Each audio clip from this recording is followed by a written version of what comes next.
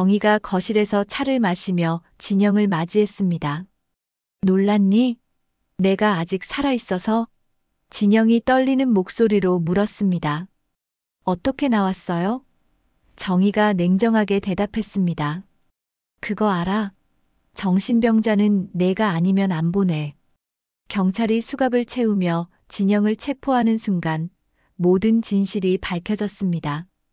64세 정희 여사가 어떻게 가족의 배신을 뒤집어 버렸는지 진짜 어른의 힘을 보여준 지혜로운 반격 이야기. 지금 시작합니다. 윤정이는 거실 소파에 앉아 시계 소리만 듣고 있었습니다. 오후 3시 며느리 서진영이 마트에서 돌아올 시간이었죠. 정희는 무릎 위에 놓인 손을 가만히 내려다보며 작은 한숨을 내쉬었습니다. 며느리가 들어온 지 벌써 7년. 나는 아직도 내 집에서 눈치를 본다. 정희의 머릿속에서 그 말이 맴돌았습니다. 15년 전 남편이 세상을 떠난 후 이 집은 정희에게 유일한 안식처였습니다. 경기도 평택의 조용한 주택가, 작지만 정갈한 2층 집. 남편과 함께 30년을 살았던 추억이 구석구석 스며 있는 곳이었죠. 하지만 7년 전 아들 정우가 진영과 결혼하면서 모든 것이 달라졌습니다. 처음엔 며느리가 와서 반가웠습니다. 혼자 지내던 집이 활기를 찾는 것 같았거든요. 진영은 예의 바르고 차분한 여성이었습니다. 정우도 아내를 무척 아꼈고 정희는 그런 모습이 흐뭇했습니다. 그런데 언제부턴가 분위기가 바뀌기 시작했습니다. 처음엔 사소한 것들이었습니다. 냉장고 정리 방식, 세탁기 사용 시간, 거실 가구 배치. 진영은 하나씩 자신의 방식으로 바꿔나갔습니다. 정희는 며느리니까 편하게 지내라고 말했지만 마음 한편으론 섭섭했습니다. 어머니, 이 소파 너무 낡지 않았어요? 새로 바꾸면 어떨까요? 진영의 목소리가 점점 당당해졌습니다. 처음엔 조심스럽게 의견을 내던 며느리가 어느새 집안의 주도권을 쥐고 있었습니다. 정희는 자식에게 부담 주기 싫어서 대부분 고개를 끄덕였습니다. 정희는 창밖을 바라보며 지난 일들을 떠올렸습니다. 엊그제 있었던 일이 특히 마음에 걸렸습니다. 목이 말라서 진영에게 물 한 잔 부탁했을 뿐인데 직접 드세요, 어머니. 손도 멀쩡하시잖아요. 그 말이 가슴에 맺혔습니다. 말은 맞았습니다. 정희의 손은 멀쩡했고 물을 따를 수도 있었습니다. 하지만 그게 문제가 아니었습니다. 며느리에게 물 한 잔 부탁하는 게 그렇게 큰 일인가요? 예전엔 정우도 자연스럽게 물을 가져다 주곤 했는데 정희는 머리를 저었습니다. 나이 들면서 예민해진 건 아닐까 생각했습니다. 젊은 사람들은 바쁘니까 이해해야겠다고 마음먹었죠. 현관문이 열리는 소리가 들렸습니다. 진영이 돌아온 모양이었습니다. 정희는 자연스럽게 웃음을 지었습니다. 항상 그래왔듯이 어머니 집에 계셨네요. 진영의 인사가 건조했습니다. 정희는 일어서려 했지만 진영이 먼저 말했습니다. 앉아 계세요. 마트에서 장 봐왔으니까 정리하겠습니다. 정희는 다시 소파에 앉았습니다. 도와주겠다고 말하려 했지만 진영의 표정을 보니 사양하는 게 나을 것 같았습니다. 며느리는 장바구니를 들고 부엌으로 향했습니다. 정희는 텔레비전을 켰습니다. 오후 드라마가 나오고 있었지만 집중이 안 됐습니다. 부엌에서 들려오는 진영의 발걸음 소리, 냉장고 여닫는 소리, 그릇 부딪히는 소리, 모든 소리가 신경 쓰였습니다. 내가 왜 이러고 있지? 정희는 자신에게 물었습니다. 며느리가 살림을 해주는 게 고마운 일 아닌가요? 그런데 왜 마음이 편하지 않을까요? 정희는 이런 생각을 하는 자신이 미웠습니다. 진영이 부엌에서 나와 거실로 왔습니다. 손에는 차 한 잔을 들고 있었습니다. 정희는 혹시 자신에게 주는 건가 싶어 기대했지만 진영은 자신의 자리에 앉아 차를 마시기 시작했습니다. 진영아, 수고했어. 나도 차 한 잔. 어머니, 부엌에 물 끓여놨으니까 직접 타서 드세요. 또 그 말이었습니다. 정희는 아무 말 없이 고개를 끄덕였습니다. 일어서서 부엌으로 향했죠. 물은 정말 끓고 있었습니다. 진영이 거짓말을 한 건 아니었습니다. 하지만 정희는 찻잔을 들며 생각했습니다. 언제부턴가 이 집에서 자신의 자리가 점점 작아지고 있다는 걸 느꼈습니다. 처음엔 며느리를 배려하는 마음이었는데 어느새 눈치를 보고 있는 자신을 발견했습니다. 거실로 돌아와 다시 소파에 앉았습니다. 진영은 여전히 차를 마시며 휴대폰을 보고 있었습니다. 정희는 조심스럽게 말을 걸어봤습니다. 오늘 마트에 사람 많았어? 네. 짧은 대답이었습니다. 더 이상 대화가 이어지지 않았습니다. 정희는 차를 마시며 텔레비전에 시선을 고정했습니다. 드라마 속 주인공들은 행복해 보였습니다. 정희는 마음속으로 중얼거렸습니다. 나는 언제부터 이렇게 됐을까? 내 집에서 왜 이렇게 조심스러워하고 있을까? 하지만 답은 쉽게 나오지 않았습니다. 정희는 그저 조용히 차를 마실 뿐이었습니다. 마치 투명 인간이 된 것처럼. 일주일이 지났습니다. 정희는 달력을 보며 작은 메모를 확인했습니다. 진영이 생일 -3월 15일 오늘이었습니다. 며느리가 들어온 지 7년, 정희는 한 번도 진영의 생일을 잊은 적이 없었습니다. 새벽부터 정희는 부엌에 나와 준비를 시작했습니다. 진영이 좋아하는 백설기를 직접 만들기로 했습니다. 쌀을 불리고 방앗간에서 가루를 내고 정성스럽게 시루에 쪄냈습니다. 손목이 아팠지만 참았습니다. 예쁘게 나왔네. 하얀 떡이 김을 내며 완성됐습니다. 정희는 만족스러운 표정으로 떡을 식혔습니다. 그리고 동네 꽃집으로 향했습니다. 어떤 꽃으로 드릴까요? 며느리 생일 선물용이에요. 예쁘고 작은 걸로 부탁합니다. 꽃집 사장은 분홍색 장미와 하얀 안개꽃으로 조그만 꽃다발을 만들어줬습니다. 포장지까지 예쁘게 감싸주니 제법 근사해 보였습니다. 정희는 기분이 좋았습니다.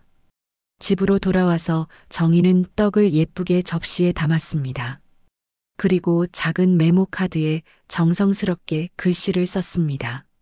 진영아, 생일 축하해. 항상 건강하고 행복하길 바라. 어머니가. 정희는 거울 앞에서 옷매를 다듬었습니다. 평소보다 조금 더 단정하게 차려입었습니다. 며느리 생일이니까 특별한 날이잖아요. 오후 2시쯤 진영이 외출해서 돌아왔습니다. 정희는 설레는 마음으로 기다렸습니다. 진영이 짐을 정리하고 거실에 앉을 때까지 참고 기다렸습니다. 진영아, 잠깐.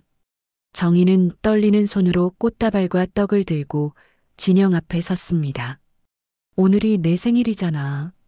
축하한다. 진영은 놀란 표정으로 정희를 바라봤습니다. 잠시 침묵이 흘렀습니다. 정희는 진영이 기뻐할 거라 생각했는데 표정이 이상했습니다.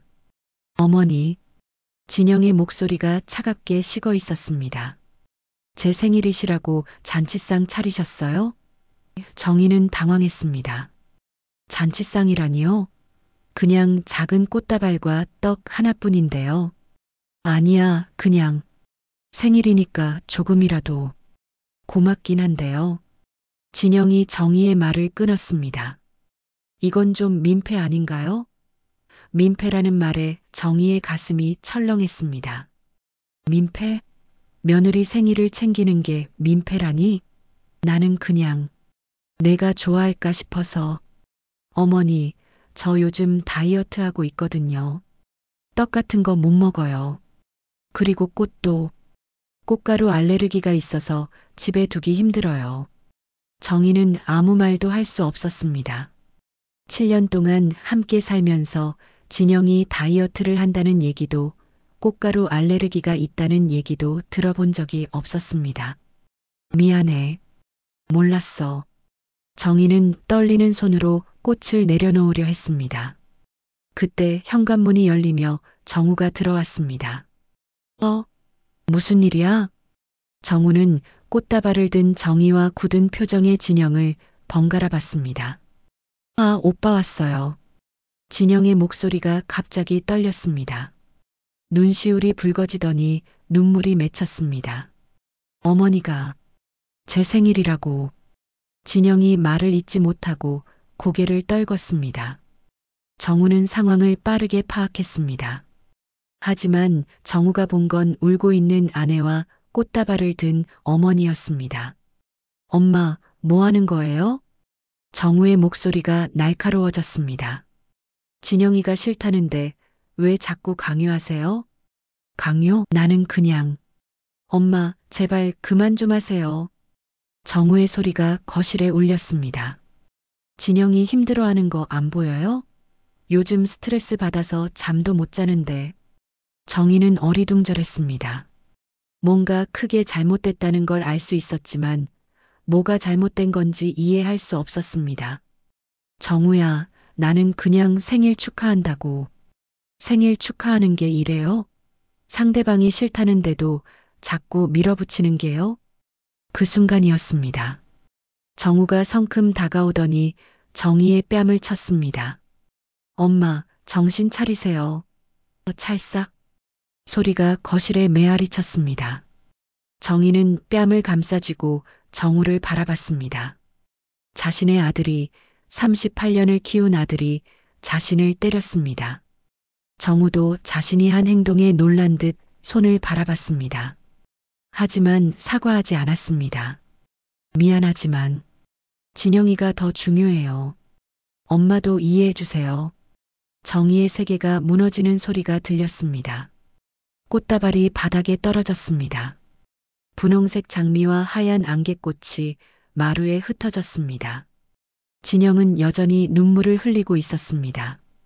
정우는 아내를 감싸 안으며 달랬습니다. 괜찮아, 내가 있잖아. 정희는 그 모습을 바라보며 뒤로 물러섰습니다. 뺨이 화끈거렸지만 그보다 가슴이 더 아팠습니다. 나는 그냥. 정희의 목소리가 떨렸습니다. 하지만 아무도 듣지 않았습니다. 정우와 진영은 서로만 바라보고 있었습니다.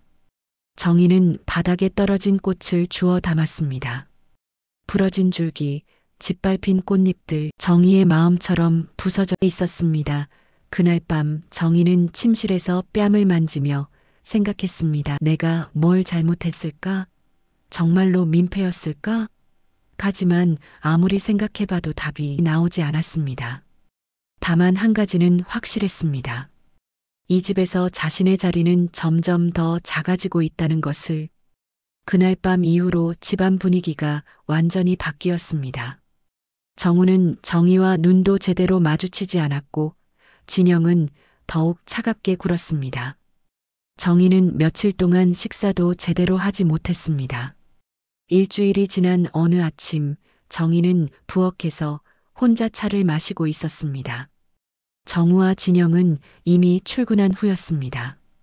조용한 집에서 혼자 있으니 마음이 조금은 편했습니다. 그런데 현관벨이 울렸습니다.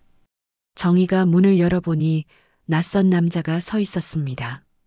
깔끔한 정장을 입고 서류 가방을 든 모습이 공무원 같아 보였습니다. 윤정혜 씨 맞으십니까? 네, 그런데 누구세요?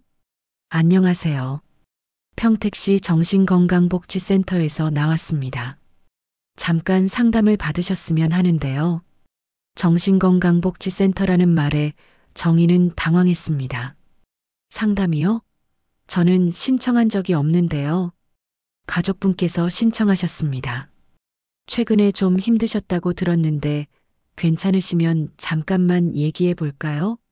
정희는 어리둥절했지만 거절하기도 어려웠습니다. 상담사는 정중했고 거실에 앉아 차근차근 질문을 시작했습니다. 최근에 스트레스를 많이 받으셨나요? 글쎄요. 별로. 가족관계는 어떠세요? 며느리분과 갈등이 있으셨다고 들었는데 정희는 깜짝 놀랐습니다. 누가 그런 얘기를 했을까요? 며느리 생일일을 누군가 신고했다는 뜻인가요? 그건 별일 아니에요. 혹시 요즘 이상한 행동을 하신다거나 평소와 다른 모습을 보이신 적 있나요?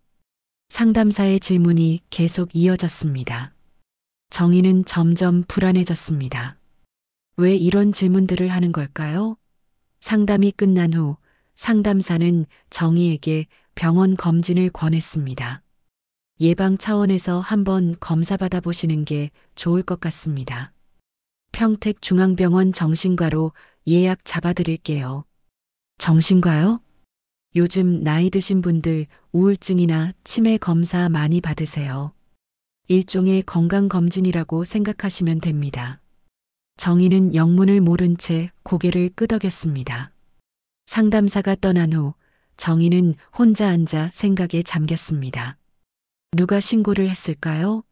그리고 왜? 저녁에 정우와 진영이 돌아왔습니다. 정희는 오늘 있었던 일을 말했습니다. 오늘 정신건강복지센터에서 사람이 왔어. 누가 신청했다는데. 정우와 진영이 시선을 주고받았습니다. 정희는 그 모습을 보고 깨달았습니다. 설마 너희가? 엄마, 요즘 너무 이상하세요. 정우가 조심스럽게 말했습니다. 진영이 생일날도 그렇고 평소에도 혼자 중얼거리시고. 중얼거린다고? 어머니, 솔직히 말씀드리면. 진영이 입을 열었습니다. 요즘 어머니 행동이 정말 이해가 안 돼요. 밤에 부엌에서 혼자 웃으시기도 하고 저한테 계속 이상한 선물 주려고 하시고. 정희는 황당했습니다. 밤에 부엌에서 웃었다고요? 기억이 나지 않았습니다. 그런 적 없어. 나는. 엄마, 병원에서 검사 받아보세요. 만약 아무것도 아니면 다행이고 뭔가 있으면 빨리 치료받는 게 좋잖아요. 정우의 말이 논리적으로 들렸지만 정희는 뭔가 잘못됐다는 느낌을 지울 수 없었습니다.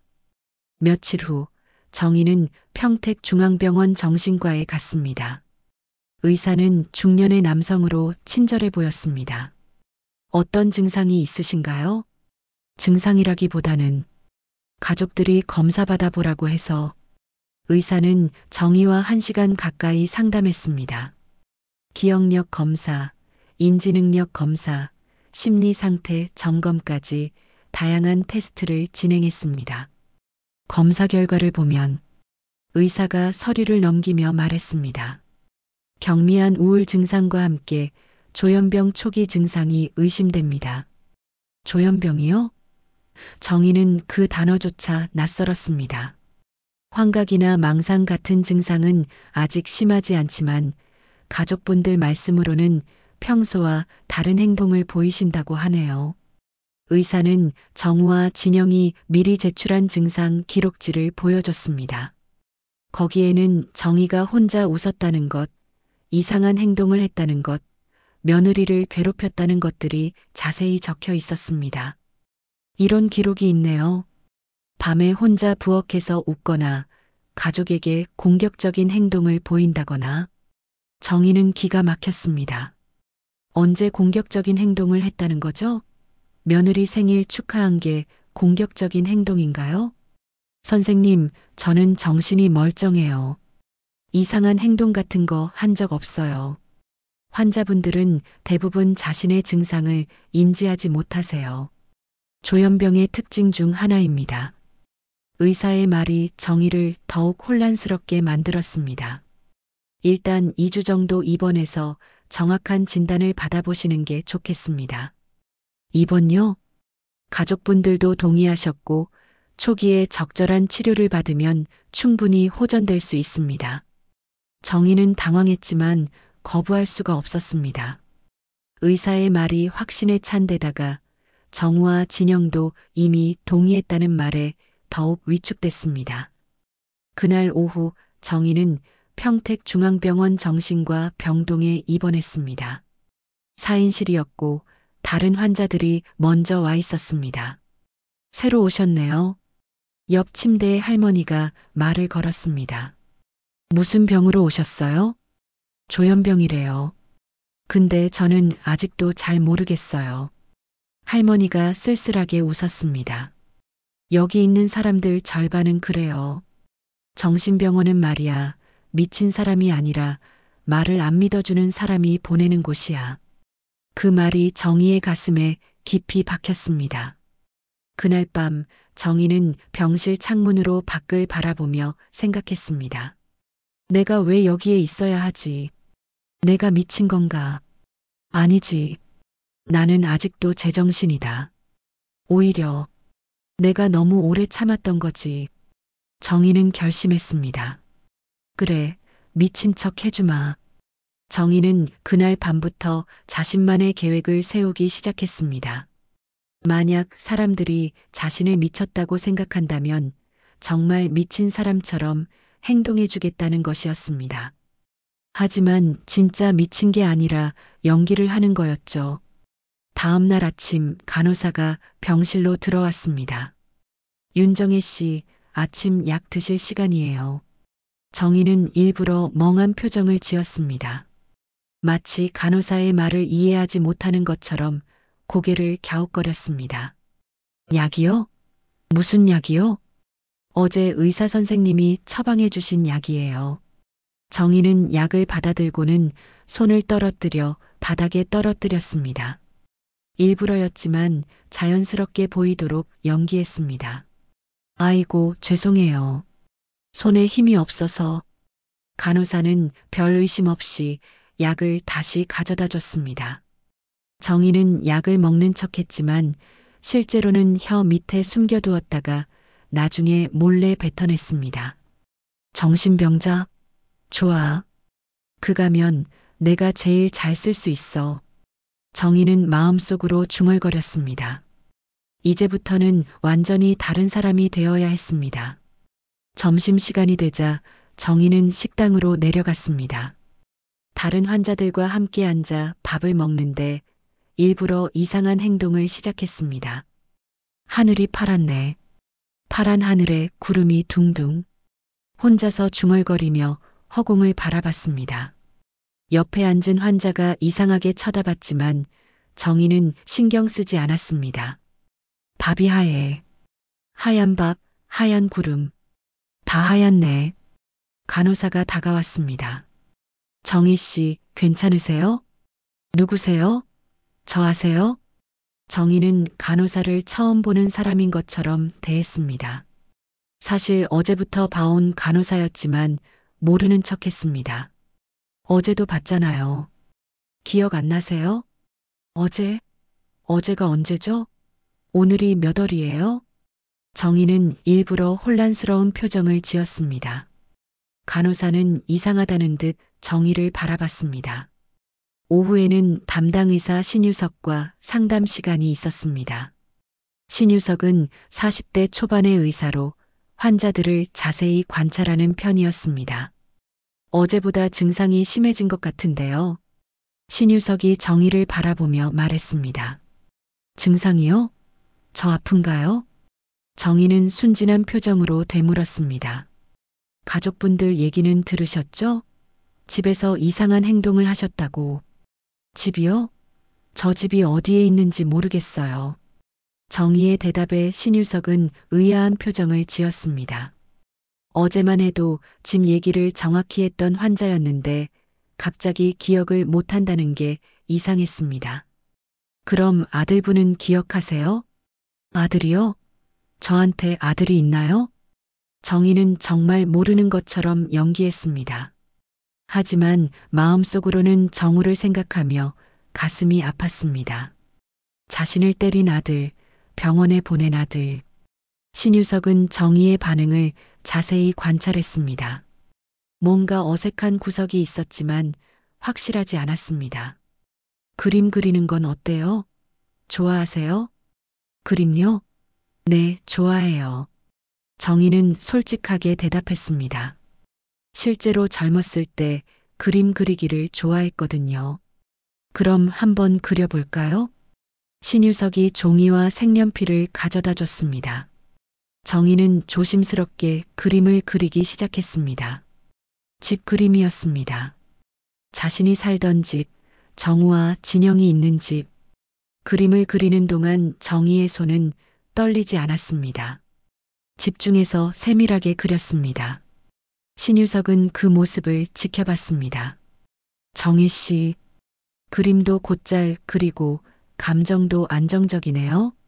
정희는 깜짝 놀랐습니다. 너무 정상적으로 행동한 건 아닐까요? 얼른 연기를 다시 시작했습니다. 이게 뭐죠? 제가 그린 건가요? 그림을 보며 모르겠다는 표정을 지었습니다. 방금 그리셨잖아요. 그랬나요? 기억이 안 나네요. 정희는 일부러 오락가락하는 모습을 보였습니다. 신유석은 더욱 의아해했습니다. 저녁 시간이 되자 정희는 다시 병실로 돌아왔습니다. 혼자 있을 때는 정상적인 모습으로 돌아왔습니다. 작은 수첩을 꺼내어 오늘 있었던 일들을 기록하기 시작했습니다. 신유석 의사 마이너스 의심하고 있음. 더 조심해야 함. 간호사들 마이너스 아직 의심하지 않음. 진영이 행동 파악 필요. 무슨 꿍꿍이가 있는 것 같음. 정희는 자신의 복수 계획을 세밀하게 적어나갔습니다. 이곳에서 나가면 진영과 정우에게 보복할 방법을 찾아야 했습니다. 그때 병실 문이 열리며 다른 환자가 들어왔습니다. 뭐 하세요? 정희는 재빨리 수첩을 숨겼습니다. 아무것도 안 해요. 아까 상담실에서 봤는데 그림 정말 잘 그리시더라고요. 그림요? 제가 그림을 그렸나요? 정희는 다시 연기를 시작했습니다. 환자 앞에서도 방심할 수 없었습니다. 밤이 되자 정희는 침대에 누워 천장을 바라봤습니다. 연기하는 게 생각보다 쉽지 않았습니다. 항상 긴장하고 있어야 했고 실수하지 않도록 조심해야 했습니다. 한편 병원 밖에서는 진영이 바쁘게 움직이고 있었습니다. 정희 명의의 부동산 서류를 들고 은행을 찾아다니고 있었습니다. 정희가 병원에 있는 동안 모든 일을 처리하려는 것 같았습니다. 정희는 그런 사실을 전혀 모른 채 내일도 미친 사람 연기를 계속해야 한다고 생각하며 잠에 들었습니다. 복수의 첫 단계가 시작된 것입니다. 내일은 더 완벽하게 연기해야겠어. 이제 정말로 긴 싸움이 시작되는 것이었습니다. 정희가 병원에 입원한 지 일주일이 지났습니다. 매일 같은 루틴을 반복하며 미친 사람 연기를 계속하고 있었습니다. 간호사들 앞에서는 어눌하게 말하고 의사 앞에서는 기억을 못하는 척했습니다. 그런데 오늘은 조금 다른 일이 생겼습니다. 신유석 의사가 정희를 따로 상담실로 불렀습니다. 정희 씨, 오늘은 다른 검사를 해볼 거예요. 신유석이 책상 위에 여러 가지 서류를 펼쳐 놓았습니다. 정희는 무관심한 표정으로 바라봤습니다. 이게 뭐죠? 그냥 간단한 서류들이에요. 천천히 보세요. 신유석이 서류들을 정희 앞으로 밀어줬습니다. 정희는 건성으로 훑어보다가 갑자기 눈이 커졌습니다. 그 중에 자신의 이름이 적힌 서류가 있었기 때문입니다. 위임장 마이너스 윤정희. 정희는 심장이 쿵쾅거리는 걸 느꼈지만 표정은 변하지 않으려 애썼습니다. 자세히 보니 자신 명의의 위임장 복사본이었습니다. 이게 뭐죠? 제 이름이 여기 있네요. 정희는 모르는 척 물어봤습니다. 가족분이 가져오신 거예요. 정희 씨가 서명하신 위임장이래요. 정희는 서류를 자세히 들여다봤습니다. 분명히 자신의 서명이었습니다. 하지만 이상했습니다. 언제 이런 서류에 서명했을까요?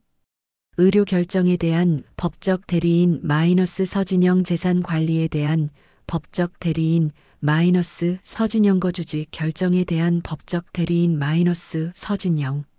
모든 권한이 진영에게 넘어가 있었습니다. 정희는 충격을 받았지만 티를 내지 않으려 노력했습니다. 내 서명이었다. 하지만 난 한 번도 저런 문서를 본 적이 없어. 정희는 마음속으로 중얼거렸습니다. 언제 이런 서류에 서명했다는 거죠? 기억이 전혀 나지 않았습니다. 기억나세요? 언제 서명하셨는지 신유석이 물어봤습니다. 모르겠어요. 제가 언제 이런 걸 썼죠? 정희는 정말 모르겠다는 표정으로 대답했습니다. 이번만큼은 연기가 아니었습니다. 가족분 말씀으로는 정희 씨가 혼자서는 결정을 못 하신다고 해서 도움을 드리려고 하신 거래요. 그랬나요? 정희는 고개를 갸웃거렸습니다. 하지만 마음속으로는 분노가 치밀어 올랐습니다. 진영이 자신 몰래 이런 일을 꾸몄다는 게 분명했습니다. 상담이 끝난 후 정희는 병실로 돌아왔습니다. 혼자 있게 되자 참았던 감정이 터져 나왔습니다. 이런 비겁한 것들. 정희는 주먹을 꽉 쥐었습니다. 자신이 병원에 있는 동안 진영이 모든 걸 차지하려 한다는 걸 알 수 있었습니다. 그날 저녁 정희는 간호사실 근처를 어슬렁거렸습니다. 간호사들이 전화 통화하는 소리를 들을 수 있었습니다. 네, 서진영 씨죠? 어머님 상태는 별로 호전이 없어요. 네, 계속 입원해 계시는 게 좋을 것 같습니다. 정희는 깜짝 놀랐습니다. 진영이 병원에 전화를 걸어 자신의 상태를 문의했다는 뜻이었습니다. 그리고 계속 입원시키려 한다는 것도요. 그 여우 같은 것. 정희는 이를 갈았습니다. 이제 진영의 계획이 보였습니다. 자신을 병원에 가둬두고 모든 재산을 차지하려는 거였습니다. 다음 날 아침 정희는 화장실에 갔다가 우연히 택배 상자를 발견했습니다. 간병인이 받아놓은 것 같았는데 수취인이 자신의 이름으로 되어 있었습니다. 윤정의 수취. 정희는 주변을 둘러본 후 조심스럽게 상자를 열어봤습니다. 안에는 여러 가지 서류들이 들어 있었습니다. 인감증명서, 등기부등본, 계약서 초안들. 모두 자신 명의의 서류들이었습니다. 그 중에서 특히 눈에 띄는 건 전세 계약서 초안이었습니다. 자신의 집을 전세로 내놓는다는 내용이었습니다. 이런 미친. 정희는 소리가 날 뻔해서 입을 막았습니다. 진영이 자신의 집까지 처분하려 한다는 걸 알 수 있었습니다. 정희는 재빨리 휴대폰을 꺼내 서류들을 사진으로 찍었습니다. 증거를 남겨야 했습니다. 그리고 상자를 원래 자리에 다시 놓았습니다. 이제 됐어. 충분한 증거야. 정희는 마음속으로 중얼거렸습니다. 하지만 아직 때가 아니었습니다. 더 많은 증거를 모아야 했고 완벽한 계획을 세워야 했습니다. 점심시간에 정희는 신유석 의사와 마주쳤습니다. 의사는 여전히 정희를 의심하는 눈빛으로 바라봤습니다. 정희 씨, 오늘 컨디션은 어때요? 컨디션이요? 잘 모르겠어요. 정희는 평소처럼 어눌하게 대답했습니다. 혹시 뭔가 기억나는 게 있나요? 집에서 있었던 일이라든지. 신유석이 조심스럽게 물어봤습니다. 정희는 순간 당황했습니다. 의사가 뭔가 눈치챈 걸까요? 기억이요? 무슨 기억을 말씀하시는 거죠?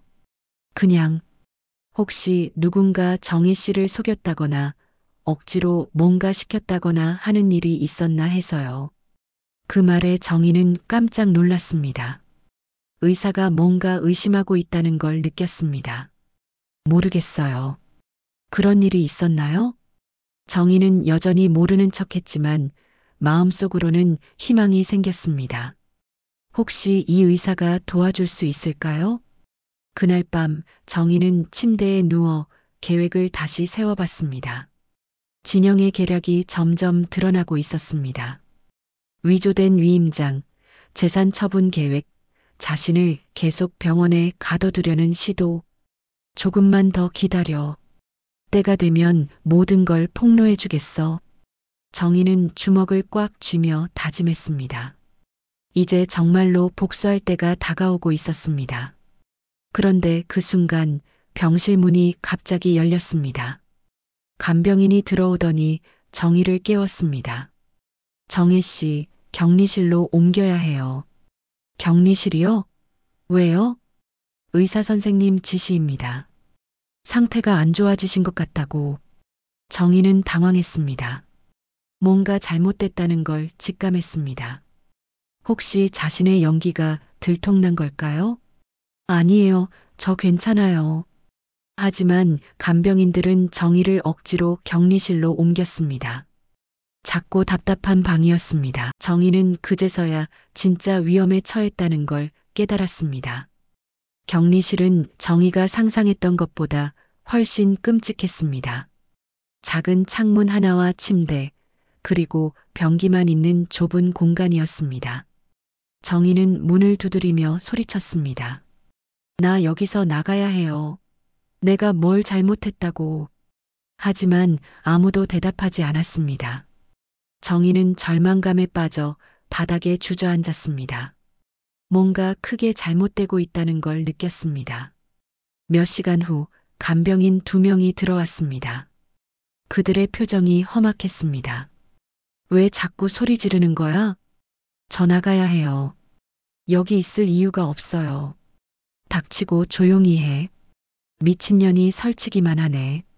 간병인 중 한 명이 정희를 거칠게 밀쳤습니다. 정희는 벽에 부딪히며 어깨를 다쳤습니다. 아야, 조용히 하라고. 다른 간병인이 정희의 팔을 비틀었습니다. 정희는 고통에 비명을 질렀습니다. 살려주세요. 도와주세요. 하지만 간병인들은 정희를 더욱 거칠게 다뤘습니다. 정희는 바닥에 넘어지며 머리를 부딪혔습니다. 따뜻한 것이 이마로 흘러내렸습니다. 피었습니다. 이제 조용해졌네. 간병인들은 피를 흘리며 쓰러진 정희를 보고도 태연하게 나가버렸습니다. 정희는 바닥에 누워 천장을 바라봤습니다. 머리가 어지럽고 온몸이 아팠습니다. 하지만 이상하게도 마음은 차분해졌습니다. 이제 됐다. 이젠 내가 깨어날 시간이다. 정희는 피를 닦으며 웃었습니다. 눈물이 아니라 웃음이 나왔습니다. 이제 정말로 반격할 때가 온 거였습니다. 다음 날 아침 신유석 의사가 격리실을 찾아왔습니다. 정희의 상태를 보고 깜짝 놀랐습니다. 이게 어떻게 된 거죠? 정희의 이마에는 상처가 있었고 팔에는 멍이 들어 있었습니다. 간병인들이 때렸어요. 정희는 담담하게 말했습니다. 이번에는 연기가 아니었습니다. 무슨 말씀이세요? 어젯밤에 2명이 와서 저를 때렸어요. 증거도 있어요. 신유석은 당황했습니다. 이런 일이 일어날 리가 없다고 생각했지만 정희의 상처는 분명했습니다. 일단 응급처치를 받으세요. 신유석은 정희를 의무실로 데려갔습니다. 간호사가 상처를 치료하는 동안 신유석은 병원 보안 시스템을 확인해 봤습니다. 놀랍게도 어젯밤 격리실 복도에 CCTV 녹화가 중단되어 있었습니다. 누군가 의도적으로 조작한 것 같았습니다. 이상하네. 신유석은 의심을 품기 시작했습니다. 그동안 정희의 행동도 뭔가 어색했고 이번 폭행 사건까지 뭔가 숨겨진 진실이 있는 것 같았습니다. 치료를 받은 후 정희는 다시 일반 병실로 옮겨졌습니다. 신유석이 정희와 단둘이 상담을 시작했습니다. 정희 씨, 솔직하게 말씀해 주세요. 정말로 기억이 안 나시는 건가요? 정희는 신유석의 눈을 똑바로 바라봤습니다. 이 의사를 믿어볼 만한지 판단해야 했습니다. 선생님, 정희가 조심스럽게 입을 열었습니다. 만약에 어떤 사람이 억울하게 병원에 갇혔다면 어떻게 해야 할까요? 무슨 뜻인지 모르겠는데요. 아들하고 며느리가 저를 여기에 가둬놨어요. 정희는 마침내 진실을 말하기 시작했습니다. 처음에는 저도 믿었어요. 제가 정말 아픈 건가 싶어서. 하지만 이제 알겠어요. 며느리가 제 재산을 노리고 있어요. 신유석은 정희의 말을 자세히 들었습니다. 목소리가 달라졌습니다. 이전의 어눌한 말투가 아니라 또렷하고 정확한 말투였습니다. 증거도 있어요. 정희는 휴대폰을 꺼내 며칠 전 찍어둔 사진들을 보여줬습니다. 위임장 복사본, 재산 처분 서류들. 신유석은 서류들을 자세히 살펴봤습니다. 뭔가 이상한 점들이 보였습니다. 이 위임장, 언제 작성하신 거죠? 그게 문제예요. 저는 한 번도 이런 서류에 서명한 적이 없어요. 서명은 제 것이 맞지만 언제 했는지 기억이 안 나요. 신유석은 서류의 날짜를 확인해 봤습니다. 정희가 입원하기 바로 전날이었습니다. 혹시 뭔가 다른 서류에 서명하신 적 있나요? 글쎄요. 아, 그러고 보니 며느리가 생일 선물 받는다면서 뭔가 서명해 달라고 한 적이 있어요. 그때는 생일 카드인 줄 알았는데. 신유석은 고개를 끄덕였습니다. 서명을 속여서 받은 다음 다른 서류에 옮겨 붙인 것 같았습니다. 정희 씨, 만약 제가 이 일을 조사해 본다면 협조해 주실 수 있나요? 정말요? 저를 믿어주시는 건가요? 정희의 눈에 희망이 반짝였습니다. 일단 조심스럽게 알아보겠습니다. 하지만 아직 확실한 건 아니니까 다른 사람들 앞에서는 평소처럼 행동하세요. 신유석은 정희에게 당부했습니다. 그날 오후 신유석은 병원 행정실에서 정희의 입원 서류를 다시 확인해 봤습니다. 보호자 동의서에는 정우와 진영의 서명이 있었습니다. 하지만 입원 사유가 애매했습니다. 신유석은 또한 간병인들과 간호사들에게 정희에 대해 문의해 봤습니다. 이상하게도 모든 사람들이 정희가 문제가 많은 환자라고 말했습니다. 하지만 구체적인 사례는 제시하지 못했습니다. 뭔가 조작된 것 같아. 신유석은 의심을 확신으로 바꿔가고 있었습니다. 한편 정희는 병실에서 조용히 기다리고 있었습니다. 마침내 자신을 믿어주는 사람이 나타났습니다. 이제 진짜 반격이 시작될 수 있었습니다.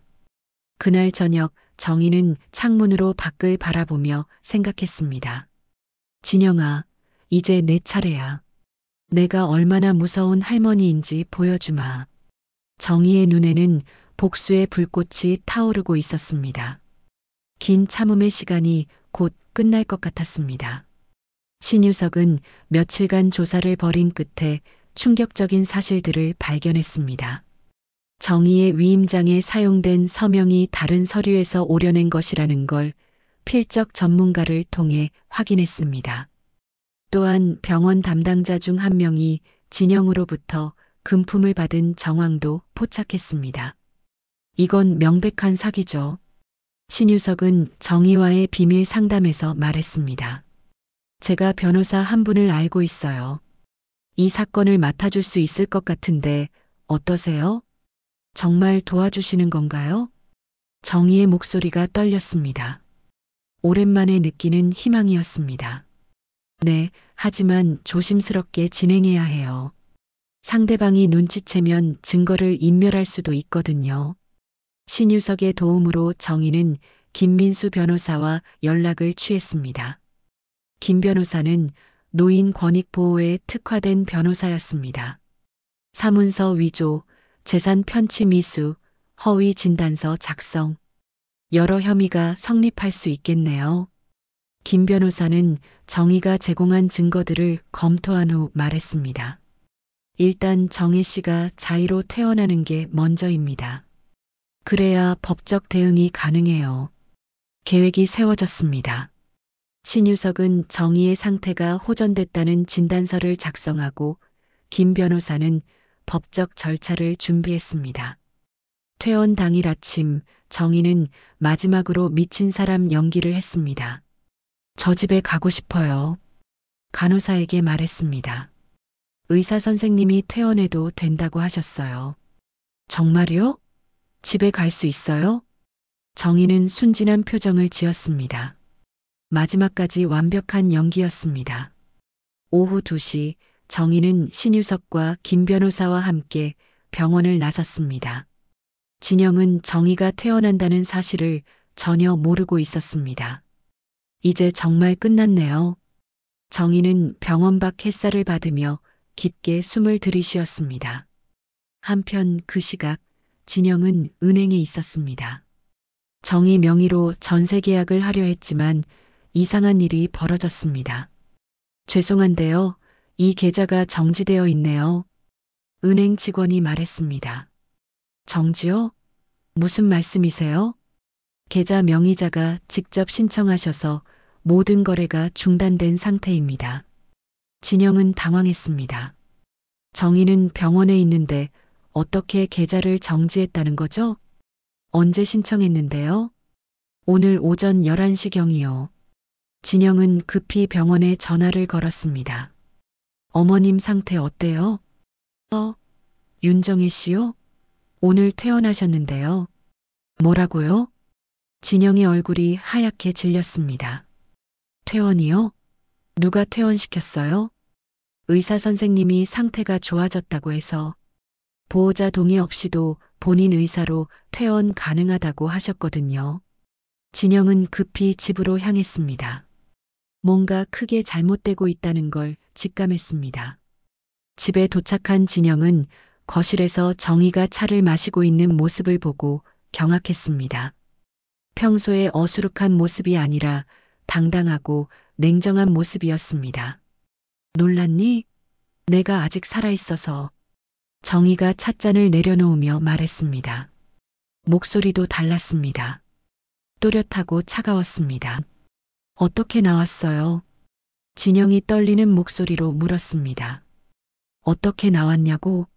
걸어서 나왔지. 내 발로. 정희는 천천히 일어섰습니다. 그거 알아?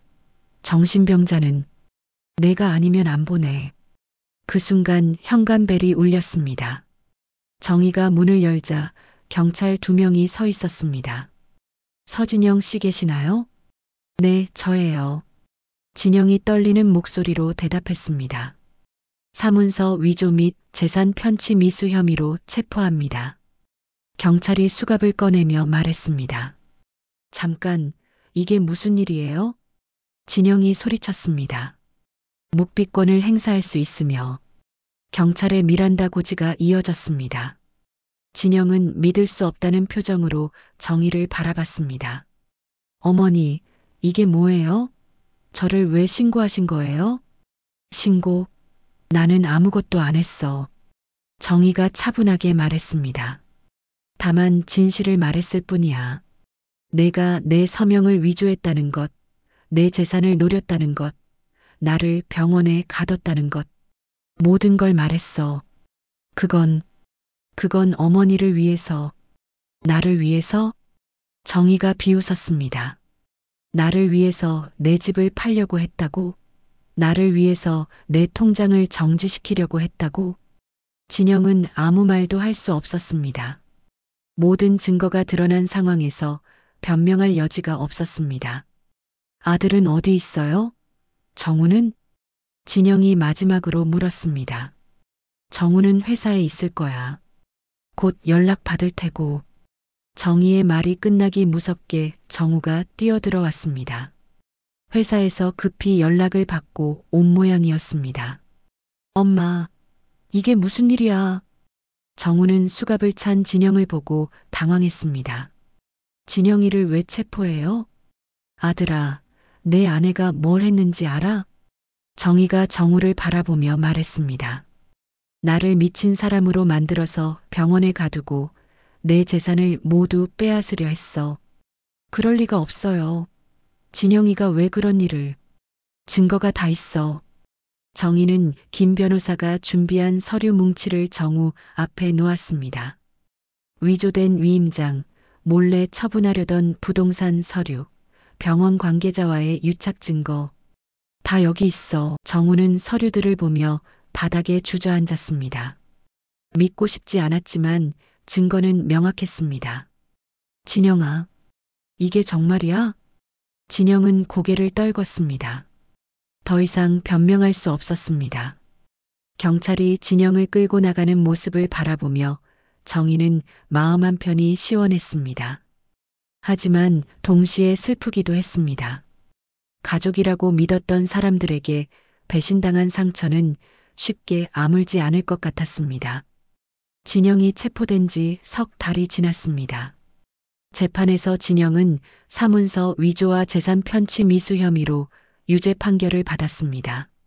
정우는 진영과 이혼하고 혼자 살고 있었습니다. 정희와는 아직 제대로 된 대화를 나누지 못한 상태였습니다. 정희는 이제 평택시 복지관에서 미술치료 자원봉사를 하며 조용한 일상을 보내고 있었습니다. 할머니, 오늘도 그림 그리러 오셨네요. 복지관 직원이 반갑게 인사했습니다. 네, 오늘은 뭘 그려볼까요? 정희는 환한 미소로 대답했습니다. 예전에 억지로 짓던 웃음과는 달랐습니다. 진짜 마음에서 우러나오는 웃음이었습니다. 미술 치료실에는 여러 어르신들이 앉아 그림을 그리고 있었습니다. 정희는 그분들 사이를 돌아다니며 조언을 해주고 격려했습니다. 김할아버지, 이 색깔 참 예쁘네요. 박할머니, 손목이 아프시면 잠깐 쉬세요. 정희의 목소리는 따뜻했습니다. 병원에서 겪었던 아픔들이 오히려 다른 사람들의 고통을 이해하는 데 도움이 됐습니다. 그날 오후 정희가 복지관 정리를 하고 있을 때 낯선 젊은 여성이 다가왔습니다. 혹시 윤정혜 선생님이신가요? 네, 그런데 누구세요? 안녕하세요. 저는 이미영이에요. 최할머니 손녀입니다. 정희는 잠시 생각해 봤습니다. 최할머니라면, 아, 병원에서 만났던 그 할머니요? 네, 맞아요. 할머니가 돌아가시기 전에 선생님 얘기를 많이 하셨어요. 미영의 눈에 눈물이 맺혔습니다. 할머니가 그때 이모님 덕에 병원에서 나올 수 있었어요. 정말 감사합니다. 정희는 깜짝 놀랐습니다.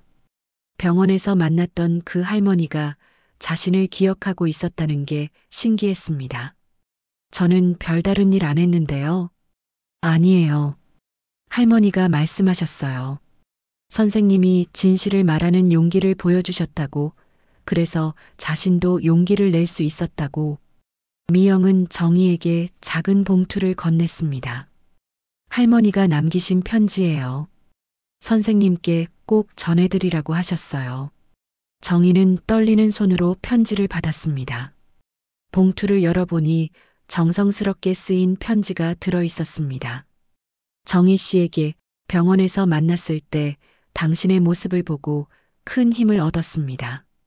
저도 가족들에게 억울하게 병원에 보내졌었는데 혼자서는 어찌할 바를 몰랐습니다. 하지만 당신이 용기를 내는 모습을 보고 저도 진실을 말할 용기를 얻었습니다. 덕분에 저도 병원에서 나와 마지막 몇 개월을 집에서 평안하게 보낼 수 있었습니다. 정말 고마웠습니다. 당신 같은 분이 있어서 세상이 아직 살 만하다고 생각합니다. 편지를 읽은 정희의 눈에 눈물이 흘렀습니다. 자신이 겪은 고통이 헛되지 않았다는 걸 깨달았습니다. 할머니가 마지막까지 선생님을 걱정하셨어요. 행복하게 지내시길 바란다고. 미영도 울먹이며 말했습니다. 고마워요. 정말 고마워요. 정희는 미영의 손을 꼭 잡았습니다. 그날 저녁 정희는 집으로 돌아와 편지를 다시 읽어봤습니다. 그동안 자신이 겪은 일들이 새롭게 보였습니다. 단순한 복수나 승리가 아니라 더 큰 의미가 있었던 것 같았습니다. 현관벨이 울렸습니다. 정희가 문을 열어보니 정우가 서 있었습니다. 석 달 만에 보는 아들의 모습이었습니다. 엄마 잘 지내셨어요? 정우의 목소리가 조심스러웠습니다. 들어와. 정희는 담담하게 말했습니다. 거실에 앉은 정우는 고개를 들지 못했습니다. 엄마, 죄송해요. 정말 죄송해요. 뭐가 미안해? 진영이 한 일도 몰랐고, 엄마를 때린 것도 모든 게 죄송해요. 정우의 목소리가 떨렸습니다. 정희는 잠시 침묵했습니다. 아직도 화가 나지 않는 건 아니었습니다. 하지만 복수심보다는 다른 감정이 더 컸습니다. 정우야, 내 엄마. 나는 내가 미안해하길 바라는 게 아니야. 정희가 조용히 말했습니다. 다만 앞으로는 진실을 보려고 노력했으면 좋겠어. 한쪽 말만 듣고 판단하지 말고. 네, 엄마. 정말 그렇게 하겠습니다. 정우가 고개를 숙였습니다. 그리고 또 하나. 나는 이제 내 인생을 살고 싶어. 누구한테 눈치 보지 않고, 누구한테 의지하지도 않고. 엄마, 걱정하지 마. 나 이제 괜찮아. 오히려 전보다 더 좋아. 정희는 진심으로 말했습니다. 정우가 돌아간 후 정희는 거실 창문으로 밖을 바라봤습니다. 해가 지고 있었습니다. 하지만 어둠이 무섭지 않았습니다. 나는 미친 척했다. 정희는 혼자 중얼거렸습니다. 하지만 이제는 정말 아무 생각 없이 웃을 수 있다. 그게 진짜 제정신이라는 거야. 정희는 미소를 지었습니다. 억지로 짓는 웃음이 아니라 마음 깊은 곳에서 우러나오는 진짜 웃음이었습니다. 복지관에서 만나는 어르신들, 자원봉사 활동, 그리고 자신만의 시간들. 정희는 이제 진정한 자유를 맛보고 있었습니다. 창밖으로 별이 하나둘 떠오르기 시작했습니다. 정희는 별을 바라보며 생각했습니다. 인생의 가장 어두운 순간을 지나고 나니 모든 게 더 밝게 보였습니다. 내일 또 복지관에 가서 어르신들과 그림을 그리고 차를 마시며 이야기를 나누겠습니다. 그런 평범하지만 소중한 일상이 정희에게는 가장 큰 행복이었습니다. 이제 시작이야. 정희는 마지막으로 그렇게 중얼거리며 미소를 지었습니다. 새로운 인생의 시작이었습니다. 정희 여사처럼 때로는 조용한 지혜가 가장 큰 힘이 되기도 합니다. 여러분도 인생의 마지막까지 당당하게, 언제나 당당하게 자신의 목소리를 내시길 바랍니다. 오늘도 들어주셔서 고맙습니다. 마음에 울림이 있으셨다면 좋아요, 구독 한번 눌러주세요. 영상 제작에 큰 도움이 됩니다. 좋은 이야기로 또 찾아뵙겠습니다. 행복한 시간 보내세요.